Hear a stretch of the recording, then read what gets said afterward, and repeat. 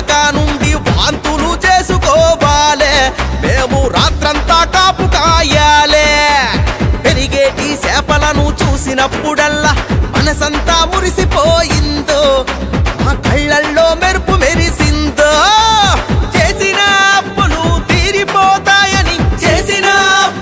తీరిపోతాయని ఆశలు పెంచుకున్నాము మేము కన్నాము ఎన్నెన్ని కలలు చేపలు పట్టేటి వాళ్ళం